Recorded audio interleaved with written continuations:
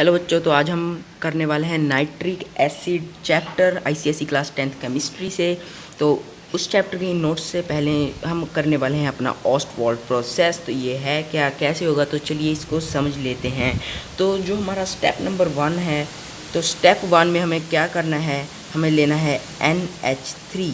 हम लेंगे dry NH3 एक मॉलिक्यूल एक की वॉल्यूम में, और हम उसमें ऐड कर देंगे 10 वॉल्यूम्स ऑफ ड्राई एयर। ठीक है, हम क्या करेंगे, NH3 प्लस एयर लेंगे 1:10 के रेशियो में। तो हमने क्या किया, अब यहाँ पर आप देखते हैं हमने NH3 लिया, हमने कितने में लिया, 1 के रेशियो में, और ड्राई एयर लिया 10 के रेशियो में। अब ये क्यों लिया, क्योंकि ये हैं जो अगर रिएक्ट करें तो एक्सप्लोजन हो सकता है, इसलिए हमने एयर को ज़्यादा वॉल्यूम में लिया है।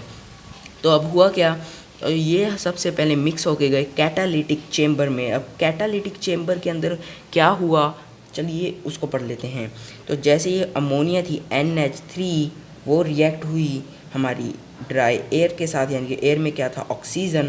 तो क्या हुआ उससे, ये हुआ एक एक्जोथर्मिक रिएक्शन। जी हाँ, यहाँ पर हुआ हमारा एक्जोथर्मिक रिएक्शन हुआ, और हमें क्या मिला इससे, हमें मिला NO नाइट्रोजन ऑक्साइड। तो ये नाइट्रोजन ऑक्साइड गया हमारा सीधा ऑक्सीडेशन चेम्बर में।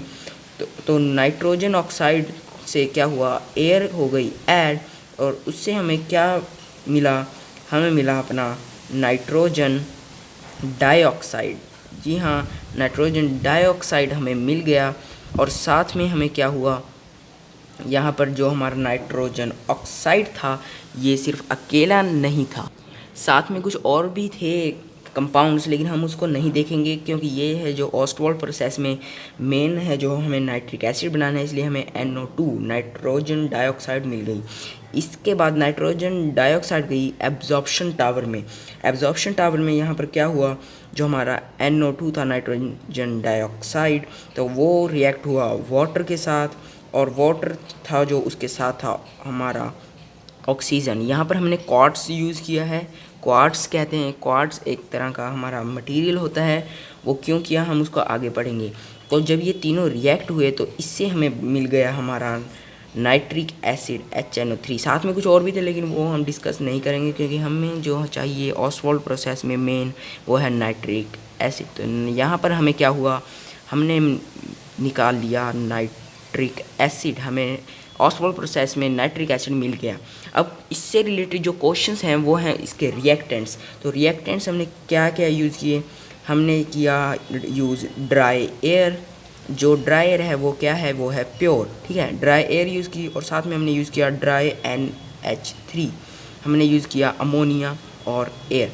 तो इसमें कैटलिस्ट जो यूज़ किया है, वो कैटलिस्ट कहाँ पर यूज़ किया, हमने कैटलिस्ट यूज़ किया यहाँ पर कैटालिटिक चेम्बर में, या जो था प्लेटिनम। ठीक है, तो हम कैटलिस्ट यहाँ पर लिखेंगे, जो है वो है प्लेटिनम।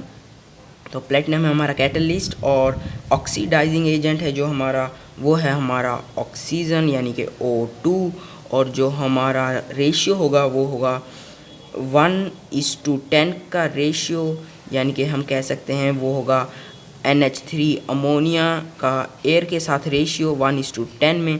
और वाई क्वार्ट्ज इज़ यूज्ड, अब ये क्वार्ट्ज है जो क्यों यूज़ किया है हमने, चलिए इसका रीज़न भी लिख देते हैं। क्वार्ट्ज इज़ यूज्ड बिकॉज, यहाँ पर हम सीधा लिख लेंगे, quartz is used because it helps in, यहाँ पर हम सीधा इसका आंसर लिख रहे हैं, तो प्लीज़ इसको ध्यान से देख लेना क्योंकि एग्ज़ाम में ये डायरेक्ट पूछ लिया जाता है। डिज़ोल्विंग NO2 nitrogen dioxide uniformly in water. तो हमें हमारा जो चाहिए नाइट्रिक एसिड, उसके लिए हमें यूनिफॉर्मली डिज़ोल्व करना पड़ता है नाइट्रोजन डाइऑक्साइड को वाटर में। तो वाटर में करने के लिए उसको हम क्वार्ट्स की हेल्प लेते हैं। तो ये है हमारा ऑस्टवॉल्ड प्रोसेस के क्वेश्चंस, और ऑस्टवॉल्ड प्रोसेस क्या है सारा हमने यहाँ पर डिस्कस कर लिया। अब इसकी बात करें इंपॉर्टेंट क्वेश्चंस की, तो हमारे जो इंपॉर्टेंट क्वेश्चंस हैं वो ये रहे। तो पहले तो है टॉप 10 में हमारी 2 रिएक्शंस, प्लीज़ इनको ध्यान से देख लीजिए। अगला है हमारा क्वेश्चन के why sulphuric acid is used, क्योंकि नॉन वॉलेटाइल है नेचर में। HCl is not used because volatile in nature. Temperature 200 से ज़्यादा क्यों नहीं रखा, क्योंकि हम उससे Na2SO4 बन जाता जो हार्ड क्रस्ट थी। HNO3 थर्मली डिकम्पोज हो जाता और बहुत सारा फ्यूल भी वेस्ट हो जाता। तो ये था उसका रिएक्शन अगर टेम्परेचर ज़्यादा हो 200 डिग्री सेल्सियस से। नेक्स्ट क्वेश्चन है HNO3 का कलर येलो क्यों है जबकि ये कलरलेस होता है। तो लेबोरेटरी प्रिपरेशन में HNO3 है जो वो डिकम्पोज हो गया इसलिए उसका कलर येलो है।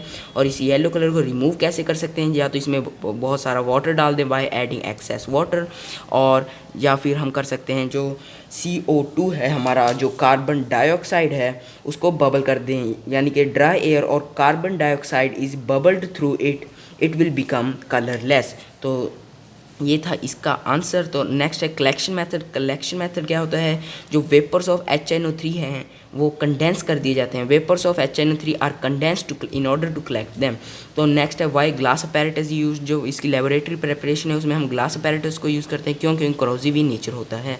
तो इंपॉर्टेंट इक्वेशंस है ये तीन, कॉपर को नाइट्रिक एसिड के साथ, सल्फर को नाइट्रिक एसिड के साथ और कार्बन को भी हमने यहाँ पर नाइट्रिक एसिड के साथ किया है। ठीक है, कार्बन सल्फर कॉपर इनको नाइट्रिक एसिड से ही हमने किया तो हमें ये तीन चीज़ें मिल गई। नेक्स्ट है हमारा uses of HNO3 nitric acid के यूजेस, तो वो हैं to purify gold, to etch designs on copper, यानी कि ये एक्ट्स एज अ सॉल्वेंट, और preparation of fertilisers and acts as a rocket fuel. तो ये हैं इसके कुछ इंपॉर्टेंट टॉप 10 क्वेश्चंस और हमने ऑसवाल्ड प्रोसेस भी कवर कर लिया है। इसी में सारा चैप्टर है, अगर आप ध्यान से देखें इससे ज़्यादा चैप्टर के अंदर कुछ है भी नहीं और बाकी कट ही है, इसीलिए हमने ये चैप्टर कर लिया है कंप्लीट। तो वीडियो को लाइक कर दो, चैनल को सब्सक्राइब कर दो जल्दी से जल्दी।